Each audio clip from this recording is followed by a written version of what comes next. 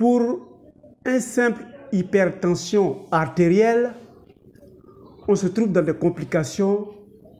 C'est une crise cardiaque, c'est une hémorragie cérébrale, c'est une ischémie cérébrale, c'est une insuffisance rénale. Les complications sont trop.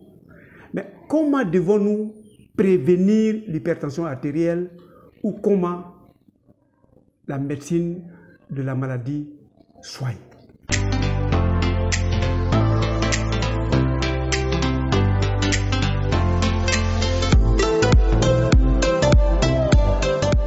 Bienvenue à Objectif Santé, votre chaîne de bien-être qui vous permettra de découvrir la tension artérielle dans toutes ses formes, de l'éviter et pour ceux qui ont la tension artérielle puissent en guérir.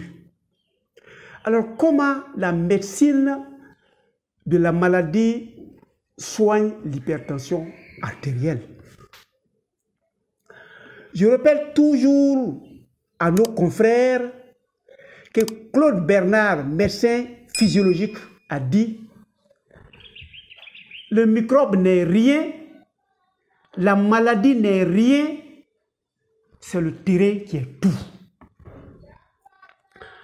Très souvent, les médecins de la maladie ou les allopathes s'occupent des effets au lieu des causes de l'hypertension artérielle.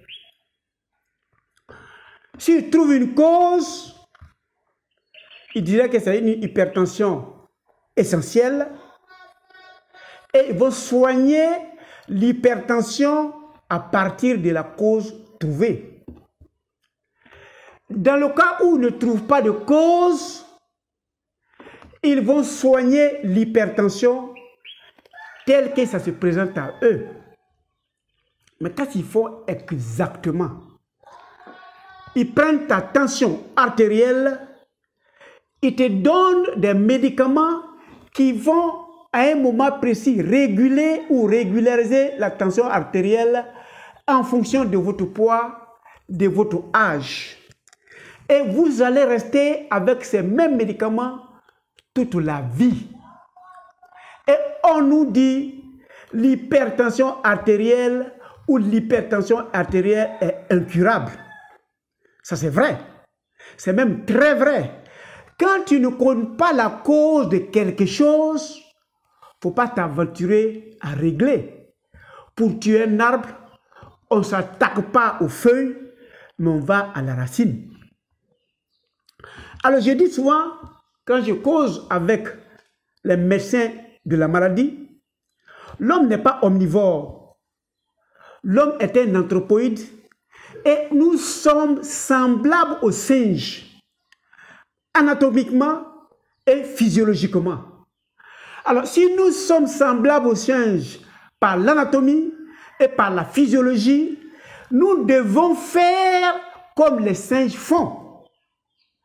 C'est que le singe ne mange pas, mais ne mangeons pas, tout simplement.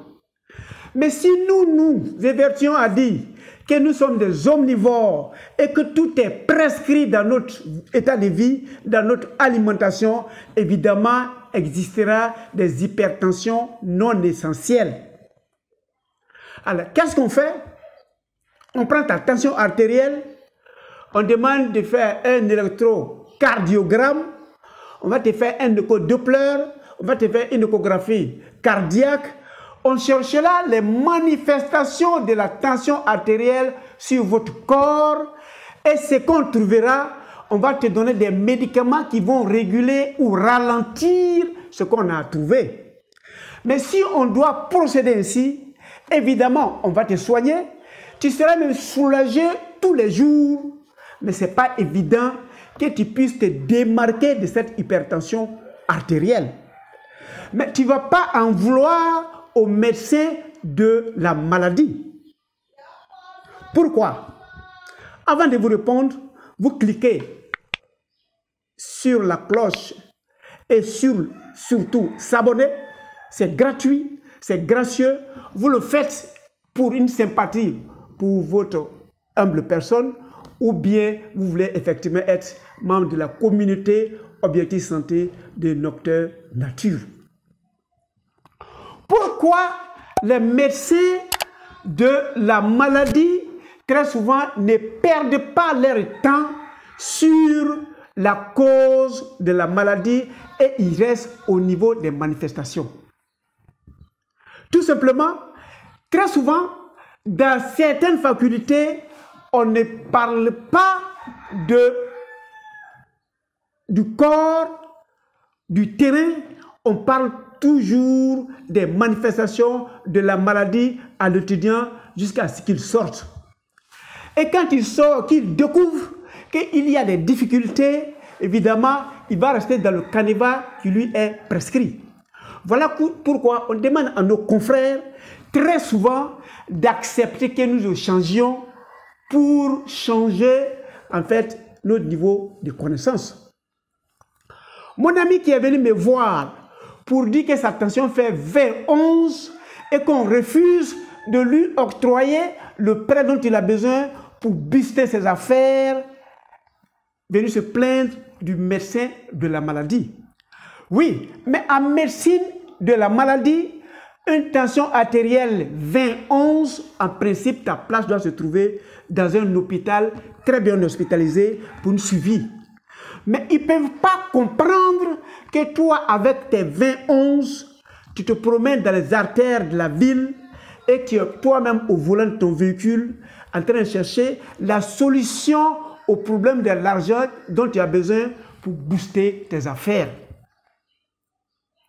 Mais si la médecine de la maladie ne réalise pas que les individus sont différents tels que nos empreintes sont, si on reste confiné dans les règles, dans ce que nous avons mis, très souvent les cas d'exception nous dérangent.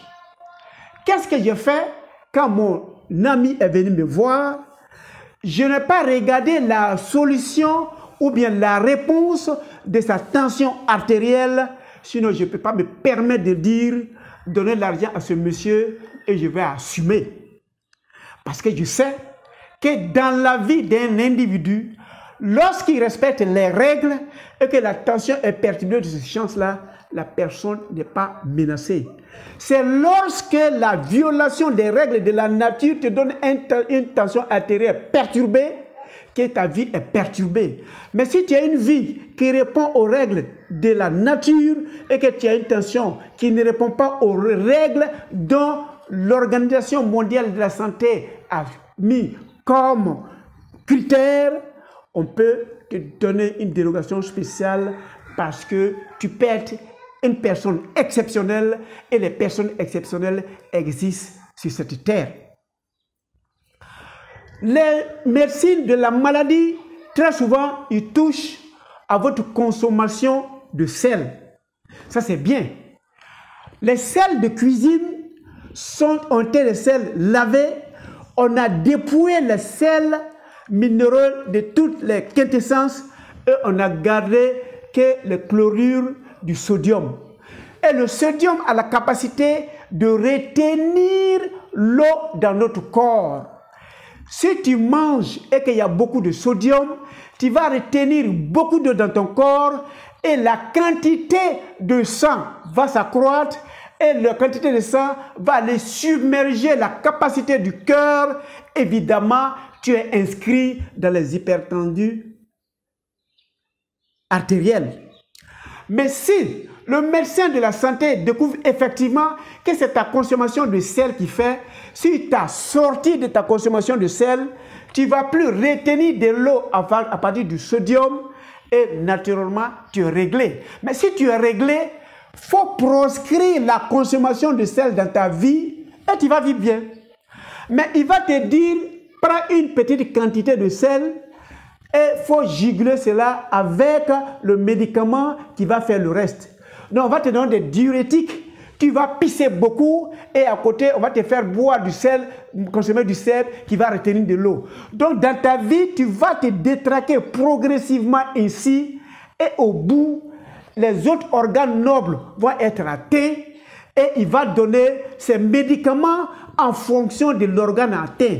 Si c'est ton cœur qui est atteint, que tu fais une hypertension artérielle, il va te donner un hypotenseur artériel. Si c'est ton cerveau, il va te donner un médicament proportionnel à cela. Si c'est ton foie, il va te donner un médicament qui soigne le foie. Si ce sont tes reins, il va te donner un traitement proportionnel. Et si ça ne va pas, il va te faire des dialyses et on va avancer dans un rouleau compresseur difficilement gérable et tu vas nécessairement perdre de l'argent, perdre ta santé et tu risques de perdre ta vie à un certain moment où tu es cacheste, tu es appauvri à jamais. Alors, si c'est ainsi, comment soigne la médecine de la santé l'hypertension artérielle? Nous le verrons dans la 5e et dernière vidéo.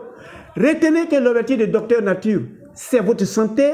Si vous prenez votre santé, vous-même, vous êtes responsable de votre santé, vous allez en guérir. Mais si vous dites que c'est le médecin de la maladie qui est responsable, évidemment, il gardera cette responsabilité, il va te faire avancer. Et si tu ne prends pas conscience de ta responsabilité vis-à-vis de ton état de maladie, tu risques de perdre la vie après avoir perdu toute ta richesse.